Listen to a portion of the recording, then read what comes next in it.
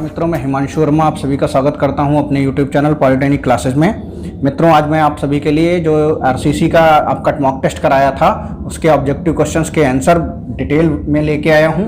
आप लोगों को यहां पर मैं उनके जितने भी आंसर हैं उनको डिटेल में आपको समझाऊंगा। एक्चुअली यह सब्जेक्ट मेरा नहीं है, यह सब्जेक्ट जो है सचिन सर का है, लेकिन कुछ कारणों की वजह से यह टेस्ट मैंने कंडक्ट कराया था और इसीलिए मैं उसका आपका मॉक टेस्ट का आंसर भी करा रहा हूं, उसका डिटेल करवा रहा हूं। आगे की जैसी स्थिति होगी आपको उसी हिसाब से अवगत करा दिया जाएगा। हाँ, एक बात और मैं कहना चाहूँगा, हम लोग जो टेस्ट ले रहे हैं मॉक टेस्ट वो टीचमेंट पर ले रहे हैं। टीचमेंट की आईडी हम पहले से टेलीग्राम पर डाल देते हैं। आप लोग टेलीग्राम को हमारे देखते रहिए, फॉलो करते रहिए। कमेंट करने से अच्छा है कि आप टेलीग्राम को रेगुलर चेक करते रहें, रेगुलर इंटरवल्स पर चेक करते रहें। अब बात करते हैं, ज़्यादा देर नहीं करते हैं और आज के क्वेश्चंस की डिटेल में बात करते हैं। तो आज का जो पहला क्वेश्चन है, IS 456 2000 के अनुसार सीमा अवस्था विधि लिमिट स्टेट मेथड में इस्पात और कंक्रीट के लिए आंशिक सुरक्षा गुणांक पार्शियल सेफ्टी फैक्टर क्रमशः 1.79 एवं 3, बी ऑप्शन है 3 एवं 1.79, सी ऑप्शन है 1.15 एवं 1.5, डी ऑप्शन है 1.5 एवं 1.15। तो यहाँ पर जब हम बात करेंगे कि लिमिट स्टेट मेथड में इस्पात और कंक्रीट के लिए आंशिक सुरक्षा गुणांक पार्शियली सेफ्टी फैक्टर के लिए, तो जब पार्शियली सेफ्टी फैक्टर की बात करते हैं तो यह दो टाइप से दिखाई जाती है, एक आपकी कंक्रीट की और एक आपकी स्टील की। कंक्रीट और स्टील की अलग अलग है, मतलब कंक्रीट और इस्पात की अलग अलग है, लिमिट में अलग है और वर्किंग में अलग है। तो यहाँ पर मैं आपको डिटेल में ये समझा देता हूँ। यहाँ पर देखिए, आप ये लिख लीजिए, ये कंक्रीट की हो गई, शॉर्ट में लिख लेता हूँ, और ये आपकी हो गई स्टील की, ठीक है। और यहाँ पर ये लिख लीजिए LSM और यहाँ पर लिख लीजिए WSM, ठीक है। तो कंक्रीट की LSM में कितनी होती है 1.5 और WSM में कितनी होती है 3। इसी तरीके से स्टील की लिमिट स्टेट में कितनी होती है 1.15 और वर्किंग में कितनी होती है 1.79, ठीक है। तो यहाँ पर आपसे किसका पूछा गया है, आपको लिमिट स्टेट में पूछा गया है, तो इसका कौन सा आंसर सही होगा, इसका सी आंसर जो है वो आपका सही होगा, 1.15 एवं 1.5, ठीक है। लिमिट स्टेट में पूछा गया था, स्टील का पहले पूछा गया है तो स्टील का हो गया, कंक्रीट का बाद में पूछा गया तो ये हो गया। तो ये डिटेल में अगर आपसे वर्किंग का भी पूछ ले तो आप बता सकते हैं, ठीक है। इसका आपको स्क्रीन ब्लिंक कर रही होगी साइड में, वहां से भी आप नोट कर सकते हैं और यह जो है यहाँ से भी आप नोट कर सकते हैं, ठीक है। तो यहां तक किसी को कोई दिक्कत नहीं होनी चाहिए, ठीक है। नेक्स्ट है आपका नेक्स्ट क्वेश्चन आज का, IS 456 2000 के अनुसार कंक्रीट के लिए प्रत्यास्थता मापांक modulus of elasticity of concrete होगा। तो मॉडुलस ऑफ इलास्टिसिटी किसके अनुसार पूछा गया है, IS 456 2000 के अनुसार। अब देखिए यहां पर जो IS 456 2000 के अनुसार जब पूछा जाए तो आपको यहां दो चीजों का ध्यान रखना है कि सिर्फ IS 456 2000 का ही नहीं याद रखना है या 2007 का नहीं याद रखना है, आपको IS 456 1984 का भी याद रखना है, ठीक है। तो यहां पर मैं दोनों बता देता हूं, IS 456 आप 2007 कहें या 2000 कहें, दोनों में एक है। और कितना है ये 5000 √FC किसकी वैल्यू है ये, मॉडुलस ऑफ इलास्टिसिटी की। तो इसी इक्वल टू 5000 √FC ये किसके अनुसार है, IS 456 2000, या आप 2000 भी कह सकते हैं, 2007 भी कह सकते हैं, ठीक है, और 2000, ठीक है। अब दूसरा है आपका IS 456 1984, ठीक है। 1984 के अनुसार क्या होगी, इसी की वैल्यू 5700 √FC।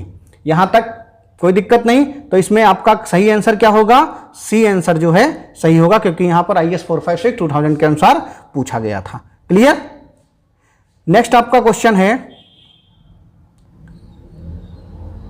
थर्ड क्वेश्चन क्या कहता है, प्रबलित कंक्रीट धरन रेनफोर्स कंक्रीट बीम के एक खंड में एक सेक्शन में अधिकतम बंकन आघूर्ण मैक्सिमम बेंडिंग मोमेंट क्रमशः अचल, डेड, लाइव, हवा, ठीक है, विंड और भूकंप अर्थक्वेक भार के लिए 50, 80 और 120 और 180 किलो न्यूटन इंटू मीटर हैं। अब यहाँ पर क्या दे रखा है, मैक्सिमम बेंडिंग मोमेंट कितना दे रखा है, डेड लोड कितना डेड लोड का है कितना 50 है डेड लोड के लिए, और आपका जो लाइव लोड के लिए कितना है 80 है, और आपका विंड का कितना है 120 है, और भूकंप का कितना है 180 है। तो पूछा है निपात की सीमा अवस्था या लिमिट स्टेट ऑफ कोलैप्स के लिए डिजाइन आघूर्ण मूवमेंट का मान बताइए। तो देखिए हम क्या करते हैं, मैं आपको कुछ कॉन्सेप्ट बताऊंगा, उसमें से जो मैक्सिमम वैल्यू आएगी वही आपका डिजाइन आघूर्ण या डिजाइन मूवमेंट कहलाएगा। तो आप इसको कैसे फाइंड करेंगे तो आपको मैं बताता हूं। देखिए यहां पर मैं बता रहा हूं, ऊपर आपको हो सकता है इसका आंसर आपका ब्लिंक करे तो आप वहां से भी नोट कर सकते हैं। ठीक है, तो पहला ए निकालते हैं। कैसे निकालेंगे, 1.5 शॉर्ट में लिखते हैं dead load plus 1.5 live load. ठीक है, तो ये कितना आ जाएगा, इक्वल टू 1.5 इंटू 80 प्लस 50। ठीक है, 8 5 13, 130 को 1.5 से मल्टीप्लाई करेंगे तो कितना आ जाएगा 195 किलो न्यूटन इंटू मीटर। ठीक, एक ये वैल्यू हो गई।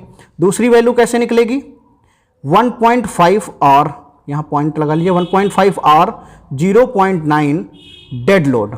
डेड लोड या डीएल कर लो, इसको आप डीएल कर सकते हैं, DL dead load plus 1.5 WL, WL मतलब wind load upon EL, EL मतलब अर्थक्वेक लोड। ठीक है, तो इसका इक्वल टू क्या हो जाएगा 1.5 इंटू 50 प्लस 1.5 इंटू 180। ठीक है, 180। ठीक है, आपको यहां पर चाहे विंड लोड लेना है या आपका अर्थक्वेक लोड लेना है, तो ये आप इसमें से लेंगे किसे, ये भी एक आपका कंफ्यूजन होगा। तो आप लेंगे उसको जिसका मान ज्यादा होगा। ठीक है, तो अगर विंड का ज्यादा होता तो विंड लेते, अर्थक्वेक का ज्यादा है तो अर्थक्वेक लेंगे। ठीक है, मैक्सिमम कंडीशन में देखा यह गया है कि अर्थक्वेक का लोड ही ज्यादा होता है। तो इसका वैल्यू कितना आएगा यहां पर 345 किलो न्यूटन इंटू मीटर। ठीक है, नेक्स्ट यहां पर निकाल देते हैं, क्या है 1.2 dead load plus 1.2 live load plus 1.2 wind load upon EL या आपका अर्थक्वेक लोड। तो ये कैसे यहां पर निकलेगा, यहां लिख लीजिए वैल्यू 1.2 इंटू 50 प्लस 1.2 इंटू 80। अब यहां पर देख लीजिए, इसको ये इधर ले आते हैं, प्लस 1.2 इंटू 180। ठीक है, तो ये वैल्यू जो निकल के आएगी, ये कितनी निकल के आएगी 372 किलो न्यूटन इंटू मीटर। तो इसका जो सही उत्तर होगा वो क्या होगा, 372 किलो न्यूटन इंटू मीटर होगा। क्लियर है, यहां तक कोई दिक्कत नहीं। यहां पर जो मैं आंसर आपको शो कर रहा हूं, आप वहां से भी देख सकते हैं, इसको समझ ऐसे सकते हैं। तो जो मैक्सिमम वैल्यू, पहली वैल्यू आई 195, इसको हम नहीं रख सकते। दूसरी वैल्यू आई आपका 345, ये देखेंगे। फिर 372 आई, अगर हम 372 के लिए डिजाइन कर देते हैं तो हमारे लिए सब में काम आ जाएगा। तो इसीलिए जो मैक्सिमम डिजाइन मूवमेंट होता है उसी पर कोई स्ट्रक्चर डिजाइन की जाती है। Here 372 is the right answer, here 372 is the right answer. Okay, यहां तक किसी को कोई दिक्कत? कमेंट में आप लोग आंसर देते रहें और क्वेश्चंस को समझ के बताते रहें। अगर कोई समस्या आ रही है, कुछ हमसे कुछ चाहते हैं तो वो भी आप बताएं। तो आपका 372 इसमें सही आंसर होगा। हाँ, एक बात और मैं बता दूं, ये आप लोग कमेंट जो कर रहे हैं, मैकेनिकल के टीचर भी आपका टेस्ट लेंगे, इलेक्ट्रिकल के भी लेंगे। सभी के कमेंट्स का पढ़ना जो है वो पॉसिबल नहीं हो पाता है, इसलिए मैं कमेंट्स में किसी एक का नाम लेके दूसरे को दुखी नहीं करना चाहता हूं कि एक बच्चे का नाम लो, दूसरा कहेगा सर ने हमारा क्यों नहीं लिया। तो आप लोग कमेंट्स करिए, आपके कमेंट्स हम लगातार पढ़ रहे हैं। जो आप आंसर दे रहे हैं, कुछ लोग बहुत अच्छे से बता रहे हैं और कुछ लोगों के आंसर गलत हैं, तो वो उनको समझते रहें, देखते रहें। ठीक है, चलिए नेक्स्ट बात करते हैं आपके नेक्स्ट क्वेश्चन की। एक संपीड़न छड़ एक कंप्रेशन बार के लिए जकड़ लंबाई एंक्रोज लेंथ बताइए जिसमें डाली गई बार विरूपित या डिफॉर्म्ड हो। ठीक है, तो क्या होगा इसमें बताना है आपका, किसको, डिफॉर्म बार के जिसमें आपका इंक्रोज लेंथ बताइए, जिसमें डाली गई जो बार है वो कैसी हो, वो डिफॉर्म्ड बार हो। डिफॉर्म्ड बार से इसने वहां पर आपका डायमीटर सेट कर दिया है डिफॉर्म्ड बार बोलकर, तो कैसे होगा, anchorage length equal to development bar. For compression इसके लिए जो वैल्यू होती है वो कितनी होती है, कंप्रेशन के लिए 1.25 टाउ बीडी, ठीक है।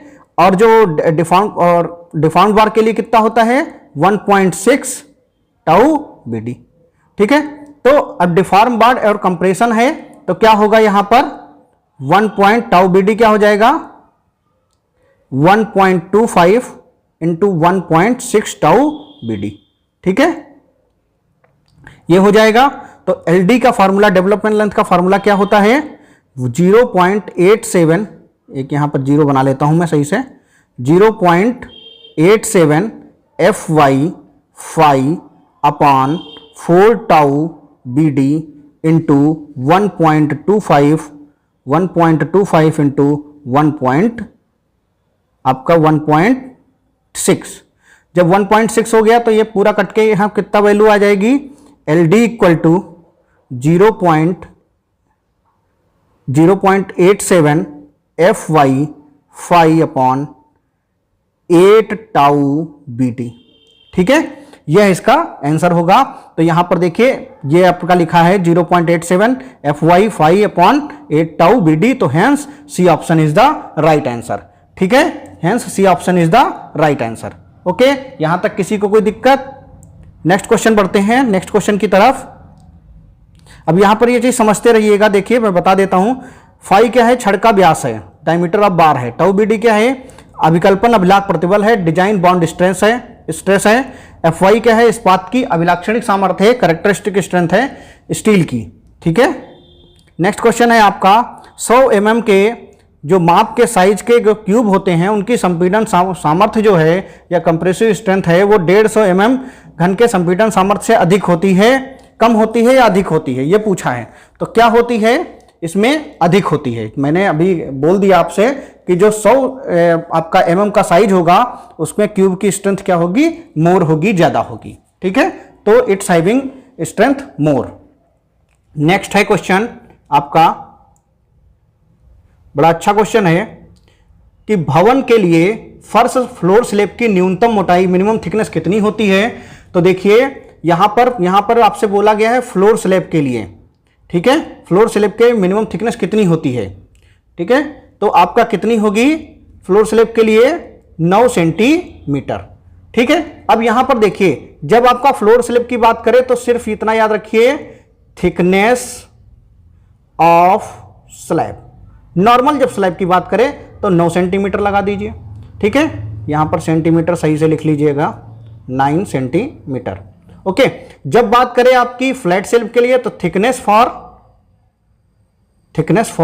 फ्लैट स्लैब, जब फ्लैट स्लैब की बात करें तो कितना होगा, 12.5 सेंटीमीटर, ठीक है। तो यहां पर जो आपसे पूछा है से मिनिमम थिकनेस फ्लोर स्लैब की पूछी है तो 9 centimetre is the right answer. Okay, next 7वां क्वेश्चन है, एक वृत्ताकार स्तंभ का व्यास dia of circular column 400 mm है, इसमें 25 mm की जो 10 छड़ें डाली गई हैं जो कि मुख्य प्रबलन के रूप में डाली गई हैं, 40 mm का जो है शुद्ध आवरण है क्लियर कवर पर डाली गई हैं। स्तंभ कॉलम के पार्श्व प्रबलन लेटरल रेनफोर्समेंट का अभिकल्पन करें, ठीक है। तो लेटरल रेनफोर्समेंट का अभिकल्पन हमें करना है। ध्यान रखिए कि lateral reinforcement having 2 types. Lateral reinforcement हम जो है 2 प्रकार से करते हैं, एक आपका टाई बार के रूप में, एक आपका स्पाइरल बार्स के रूप में। तो टाई बार हम निकालेंगे, तो सबसे पहले हम टाई बार के लिए बात करते हैं। टाई बार का डाया कितना है, आपका पहले ही लिखा हुआ है, कितना है, 8 mm। जो टाई बार का डाया है 8 mm होगा। अब कैसे 8 mm आएगा वो भी मैं बताता हूं, क्यों 8 mm आएगा मैं बताता हूं। होता क्या है, 1/4 इंटू डाया ऑफ बार, ये टाई बार का फॉर्मूला निकाला जाता है, डाया ऑफ मेन बार। तो मेन बार को मैं MB कर देता हूं, तो यहां पर 1/4 इंटू आपका मेन बार का कितना है 25, तो ये आया 6.25।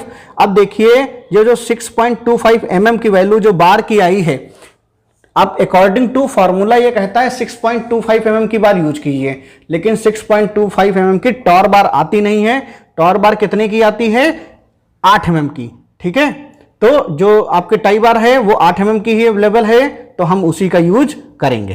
क्लियर है यहां तक? यहां तक किसी को कोई परेशानी नहीं होनी चाहिए।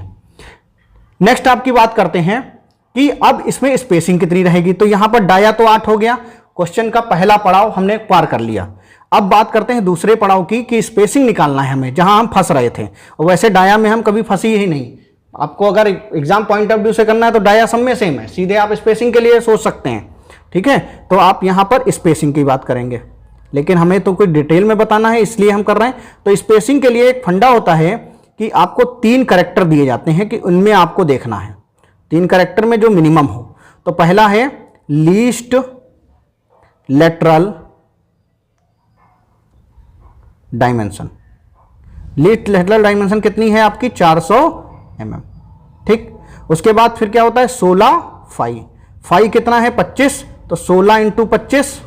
ठीक है, 16 इंटू 25 कितना हो गया आपका? 400 mm। क्लियर है? जहां कहीं भी आपको कंफ्यूजन हो तो आप बताइएगा। ठीक है, 16 इंटू 25, ठीक है, आपका 400 mm, और यहां पर ये आती है 300 mm। अब कहता है कि इन तीनों में जो मिनिमम हो, इन तीनों में जो मिनिमम हो वो स्पेसिंग प्रोवाइड करोगे। तो पहले से जो निकल के आया वो क्या निकल के आया कि 300 mm। ठीक है, अब देखिए यहां पर आप लिख लीजिए 300 mm, हमें स्पेसिंग पता चल गई। स्पेसिंग, ठीक है, स्पेसिंग कितनी पता चल गई हमें? 300 mm की। ये हम लिख के अलग रख लेंगे। अब हमें निकालना है स्पाइरल बाल के लिए। तो स्पाइरल बाल के लिए जब डाया निकालेंगे स्पाइरल के लिए, तो वही 1.1/4 इंटू 25 सेम रहेगा, तो 6.25, तो वो फिर 8 mm आ जाएगा क्योंकि बार नॉट अवेलेबल। ठीक है, नेक्स्ट है स्पाइरल बाल के लिए क्या रूल है इसका? तो उसमें है पिच पड़ती, स्पाइरल बाल में होती है आपकी पिच। तो पिच का रूल क्या है? इसमें पहला कॉन्सेप्ट है 75 mm, और दूसरा कॉन्सेप्ट है आपका डाया ऑफ कोर। आप ऊपर देख पा रहे हो क्वेश्चन को, अपॉन 6। ठीक है, मैं नीचे सॉल्व भी करा रहा हूं, ऊपर आप देख भी आ रहे होंगे।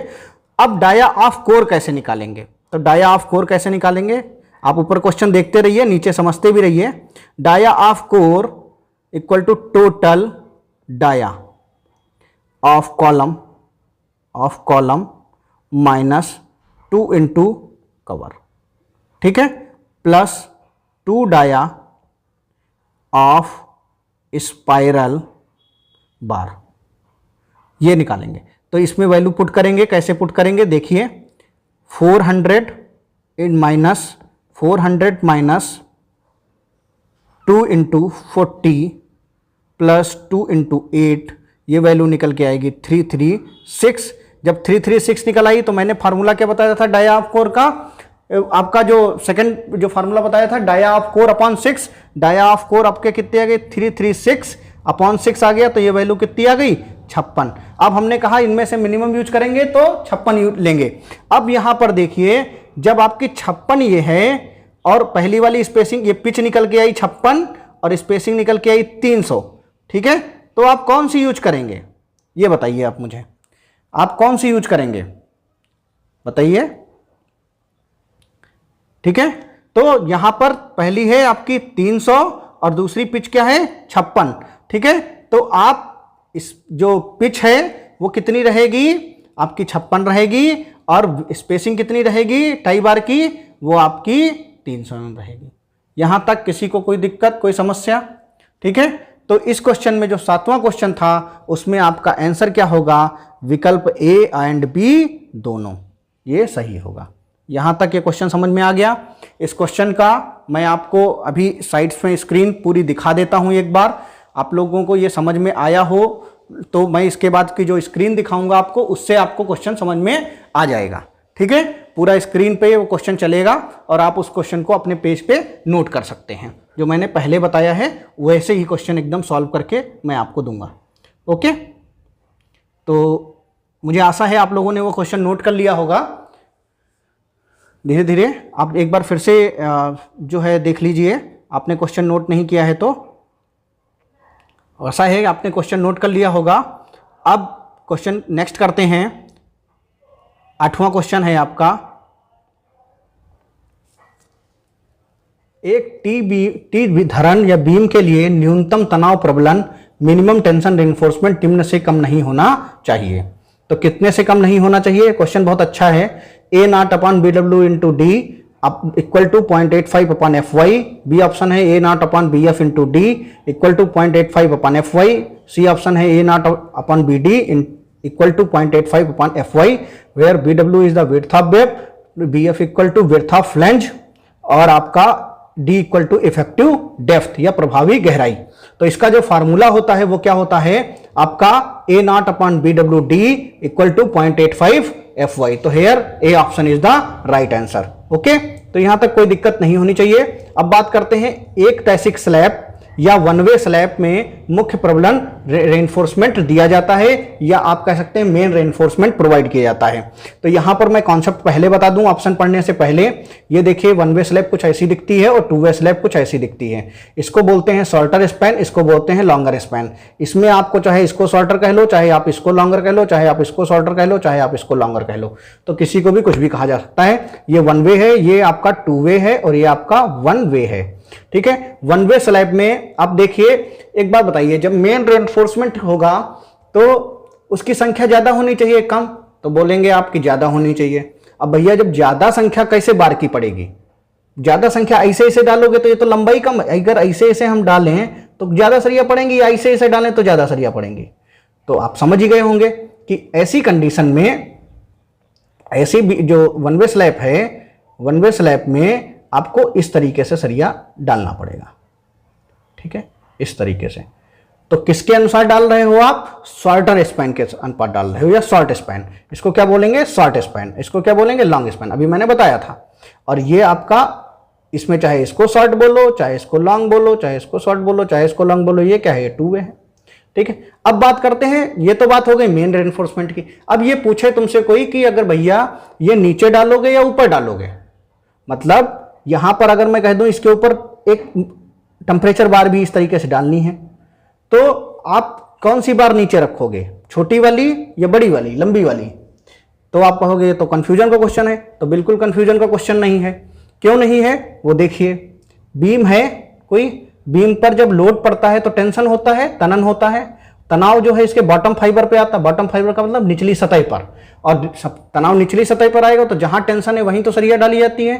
तो और हमने जो इसमें शॉर्टर स्पैन में ज्यादा सरिया डाल रखी है तनाव से बचने के लिए, तो हम छोटी वाली सरिया नीचे डालेंगे और बड़ी वाली जो सरिया है, लंबी वाली सरिया, वो ऊपर डालेंगे। क्लियर हो गया? तो मेन रेइंफोर्समेंट प्रोवाइड करेंगे आपका शॉर्टर स्पैन के थ्रू, शॉर्टर स्पैन के पैरेलल, और कहां प्रोवाइड करेंगे? मेन रेइंफोर्समेंट जो है वो बॉटम में प्रोवाइड करेंगे, और उसके ऊपर टेम्परेचर रेइंफोर्समेंट प्रोवाइड करेंगे।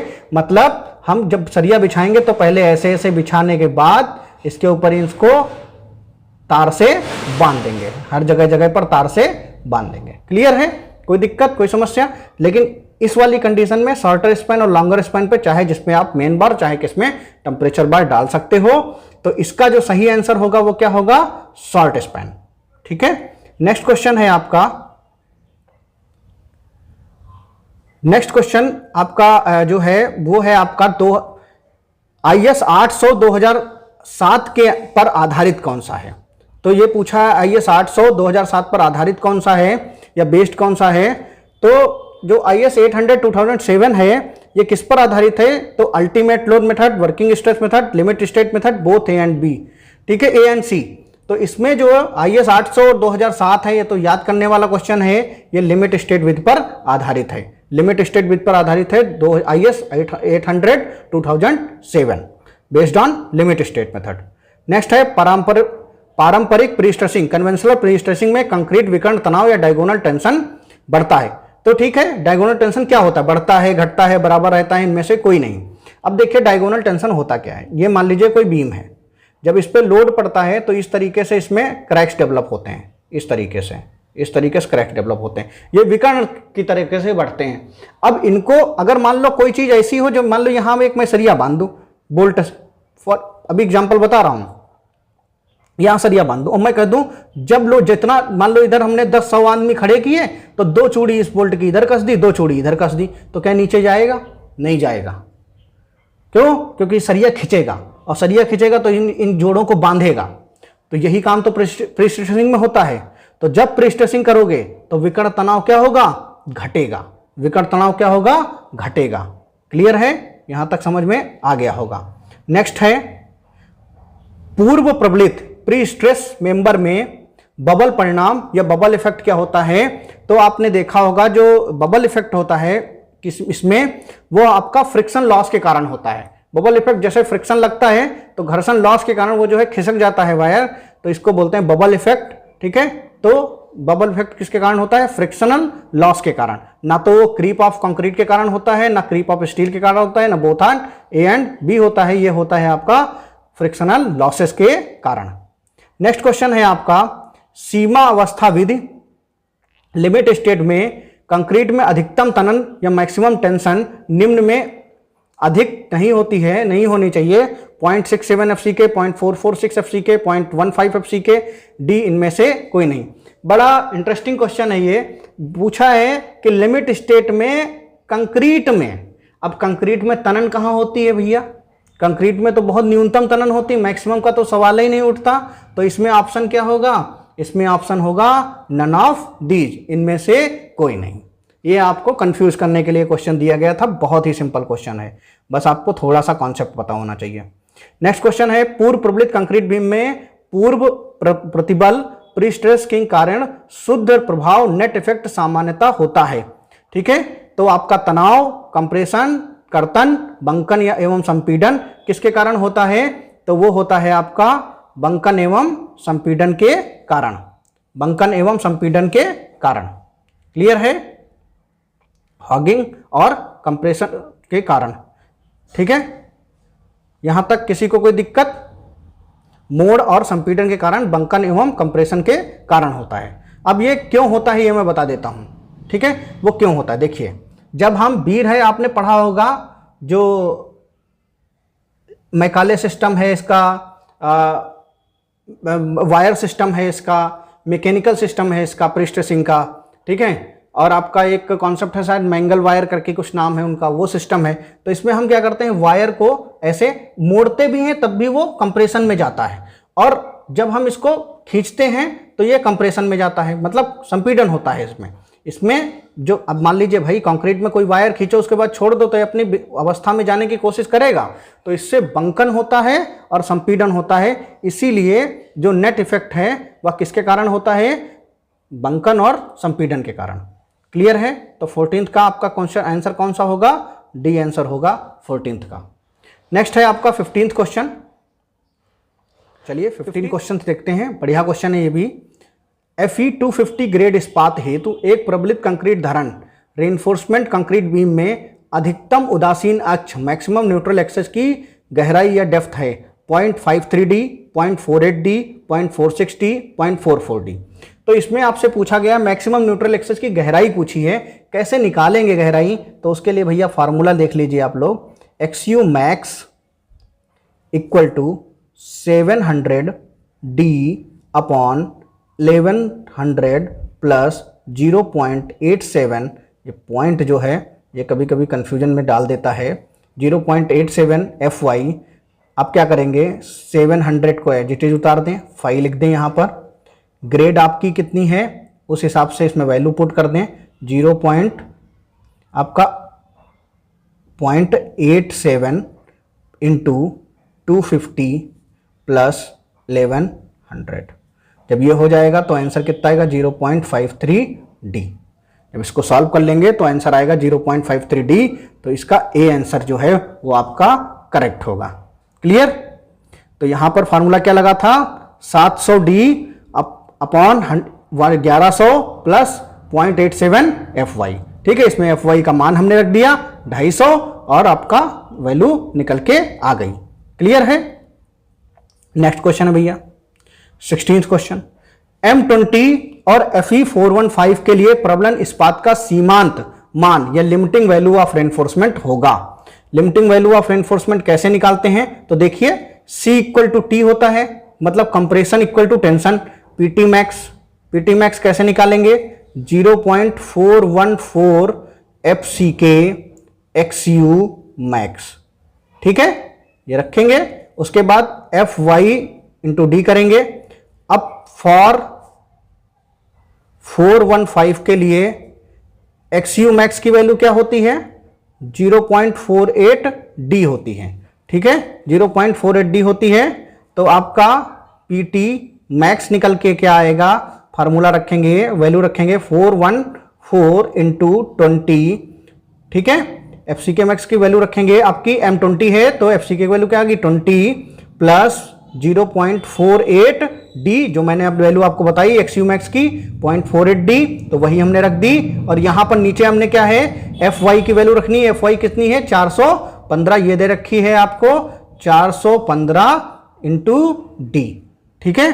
तो ये वैल्यू कितना आ गया, 0.00957, मतलब आपका 0.96% आप कह सकते हैं। तो यहां पर जो 96% आया, मतलब 0.96% आंसर आया। तो ये आपका डी आंसर जो है वो आपका करेक्ट होगा।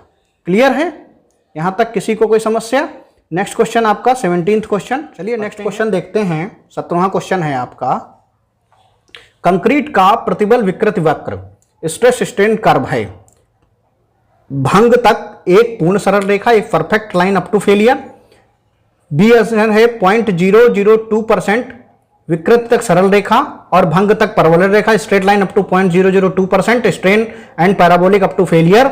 सी ऑप्शन है 0.002% तक विकृति अति परवलयाकार, नेक्स्ट है और भंग तक एक सरल रेखा hyperbolic up to 0.002%, strain and straight line curve up to failure, ठीक है। तो कहां तक है, डी ऑप्शन है आपका 0.002% विकृति तक परवलयाकार और भंग तक एक सरल रेखा। तो आपको कहां तक है ये आपको बताना है। तो देखिए इस क्वेश्चन, ये क्वेश्चन बहुत आसान है, बस थोड़ा कॉन्सेप्चुअल है। देखिए सबसे पहले आप एक ग्राफ बनाइए, अरे सीधी लाइन आनी चाहिए, भले इस पे सीधी नहीं आ पा रही है, आप समझ रहे होंगे, ठीक है। इस तरीके से एक आप ग्राफ बनाइए, ये ऐसे और ये ऐसे। यहाँ पर क्या रहेगा, ये इस साइड में आप स्ट्रेस लिखिए और इस साइड में आप स्ट्रेन लिखिए, ठीक है। मैं भी आपका इसका फिगर भी आपको अटैच कर दूंगा। तो यहाँ देखिए जब इसके लिखेंगे तो आपका ये पोर्शन और उसके बाद ये पोर्शन इस तरीके से, यहाँ एक डॉटेड लाइन आ जाएगी और यहाँ एक आपकी डॉटेड लाइन आ जाएगी, ठीक है। इसकी वैल्यू यहाँ पर कितनी होगी, 0.035 और यहाँ पर वैल्यू जो है, यहाँ पर जो वैल्यू मैं यहाँ लिख देता हूँ, ये वैल्यू होगी 0.002%, ठीक। ये है स्ट्रेन। तो आपसे पूछा क्या गया है, कहाँ तक होना चाहिए, तो 0.002% तक विकृति जो है वो क्या होनी चाहिए, परवलयाकार होना चाहिए। ये पैराबोलिक है तो ये पैराबोलिक लिख दीजिए, और बाकी ये क्या है, ये स्ट्रेट लाइन है, तो उसके बाद की क्या होगी, स्ट्रेट होगी। तो इसी से आपको पता चल गया कि आंसर कौन सा सही है आपका, डी आंसर करेक्ट है, राइट है। नेक्स्ट क्वेश्चन 18वां है आपका। 18वां क्वेश्चन है, इनमें से कौन सा छोटा कॉलम शॉर्ट कॉलम है, कॉलम की प्रभावी लंबाई इफेक्टिव लेंथ 42 मीटर है। ए ऑप्शन है 300 इंटू 320 mm इंटू 320 mm अनुप्रस्थ काट cross section. B option 360 into 360 mm। C option 230 into 350 mm और डी ऑप्शन है आपका 340 mm इंटू 400 mm। तो देखिए इस क्वेश्चन को, यह क्वेश्चन बड़ा अच्छा क्वेश्चन है। इसको समझने के लिए पहले हम ये समझते हैं कि इसमें लेमडा की वैल्यू फाइंड करनी है, ठीक है। क्या होती है इसका, जिसकी वैल्यू लेमडा की अगर वैल्यू जो है वो क्या हो, 12 से आपकी कम होनी चाहिए, तो ये आपकी शॉर्ट कॉलम होगा, इनमें से शॉर्ट कॉलम होगा। अब इसमें से कौन सा होगा वो बताना है, कौन सा उपयुक्त रहेगा आंसर वो बताना है, ठीक है। तो कैसे हम पता करेंगे, तो वो होता है lambda equal to LE upon least lateral dimension. अब क्या करेंगे, इस लीस्ट लेटरल डायमेंशन में हम क्या करेंगे, सारी वैल्यू पुट करेंगे, सारी वैल्यू पुट करेंगे। LE की वैल्यू आपकी क्या दे रखी है, प्रभावी लंबाई क्या देखी है 4.2, ठीक है। ये आपकी मीटर में दे रखी है, तो इसको हम क्या कर लेंगे, mm में चेंज कर लेंगे, 4.2 इंटू 1000। अब सबकी वैल्यू पुट करेंगे, 320, 360, 350 और 400। तो हम क्या करते हैं, यहां पर मैंने जो सॉल्यूशन है वो जब आप 320 रखेंगे, 360 रखेंगे, 350 रखेंगे, तो हम सबसे आपकी जो वैल्यू जो रखते हैं वो अगर 400 हम रखते हैं, 340 रखते हैं तो हमें प्रॉब्लम, 230 रखते हैं तो दिक्कत है। तो हम क्या करते हैं, हम 360 वैल्यू पुट करते हैं पहले और देखते हैं निकल के आता है। वैसे आप सारी वैल्यू चेक कर सकते हैं, मैं तो सिर्फ आंसर समझाने के लिए चेक कर रहा हूं। आप जो भी चेक कर ले, जो सबसे करीब की वैल्यू हो वही आपका शॉर्ट कॉलम होगा। तो जब इसकी वैल्यू आप निकालेंगे तो आपकी क्या आएगी, 11.6। तो 11.6 और ये आपका हो जाएगा शॉर्ट कॉलम हो जाएगा। क्यों हो जाएगा, क्योंकि 11.6 इंटू 12। तो इसका जो आंसर है वो कौन सा सही हो जाएगा, बी आंसर आपका सही हो जाएगा। तो फार्मूला आपको लगाना क्या है, least effective length upon least lateral dimension. ठीक है, इफेक्टिव लेंथ इन mm, ये ध्यान रखिएगा। ओके, नेक्स्ट क्वेश्चन है, आसान था ये क्वेश्चन, इसमें तो कोई दिक्कत नहीं है। नेक्स्ट क्वेश्चन है, एक लंबे स्तंभ या लॉन्ग कॉलम के लिए लघुगणक रिडक्शन फैक्टर लिया जाता है। रिडक्शन फैक्टर लिया जाता है, कैसे निकालेंगे रिडक्शन फैक्टर। ठीक है, ये कितना लिया जाता है, इसकी वैल्यू हमेशा 1 से कम होती है। और कितना होता है ये मैं आपको बता देता हूं। पहला ऑप्शन आपको पढ़ते हैं, 1.25 minus LE/36B, 1.25 LE/46B, 1.25 LE/48B, 1.25 LE/38B। ठीक है, तो इसमें आपका जो सही आंसर होगा वो कौन सा होगा, वो आपका होगा ए, क्योंकि इसका जो फॉर्मूला होता है वो होता है 1.25 minus LE/36B is the right answer. Okay, तो यहां तक किसी को कोई समस्या नहीं है। नेक्स्ट है, आप लोग कमेंट्स देखते रहिए, कमेंट्स आप कर रहे हैं, क्वेश्चन आपको समझ में आ रहा है, इसके लिए आपको बहुत बहुत धन्यवाद, बहुत बहुत थैंक यू। मैकेनिकल और इलेक्ट्रिकल और या सिविल के जो पूछ रहे हैं कि इसका टेस्ट कब होगा सर, उसका टेस्ट कब होगा, बेटा आप लोगों के मॉक टेस्ट कराए जा रहे हैं, क्वेश्चन टाइप किए जाते हैं, हम लोग को थोड़ा सा टाइम लगता है। आशीष सर ने भी लेक्चर डाला, कल 15 अगस्त को हम लोगों ने भी लेक्चर डाला, तो आप थोड़ा सा हम पर भरोसा भी रखिए। इतना सब भरोसा आपने बनाया है जिसकी वजह से आज हम यहाँ पर पहुँचे हैं, तो थोड़ा सा आप भी हमारे साथ और सहयोग कीजिए और हम आपका इसी तरीके से ख्याल रखते रहेंगे। नेक्स्ट क्वेश्चन है आपका, विरूपित छड़ डिफॉल्ट बार के प्रयोग से प्रबलन छड़ रेनफोर्समेंट बार की बचत होती है 10%, 20%, 30%, 40%। तो भैया जब विरूपित बार यूज करेंगे या डिफॉल्ट बार यूज करेंगे तो आपकी 40% तक बचत होती है। क्यों होती है, देखो भैया, एक सीधा सरिया हो, ठीक है, उसको तुम्हें पकड़ना हो तो आप जो है तुरंत हाथ से खींचोगे तो खिंच जाएगा, और उसी सरिये में गरारी हो, धारियां बनी हो, इस तरीके से खींचोगे तो हाथ छिल जाएगा तुम्हारा, मतलब ग्रिप बहुत अच्छी है, खाल तक उधड़ जाएगी तो कंक्रीट के साथ ग्रिप बना लेगा। ठीक है, इसलिए वो जो बॉन्ड स्ट्रेंथ बहुत अच्छी हो जाती है, ग्रिप बहुत अच्छी हो जाती है, और जब ग्रिप अच्छी हो जाती है तो फिर हुक प्रोवाइड करने की जरूरत नहीं पड़ती। हुक क्यों प्रोवाइड करते थे भैया, इसीलिए प्रोवाइड करते, सीधी सीधी सरिया होती थी, पता चला आपका कहीं फ्रिक्शन की वजह से इसमें लॉस हो गया या ये बॉन्ड नहीं बना पाई, तो हम क्या करते थे, इनको मोड़ देते थे जगह जगह पर इस तरीके से, जिससे बॉन्ड बनते थे। लेकिन जब पूरे में ही ये कंडीशन है तो फिर आपको ये देने की जरूरत नहीं है, हुक देने की जरूरत नहीं है। तो यहाँ पर बचत कितनी होती है, 40% की।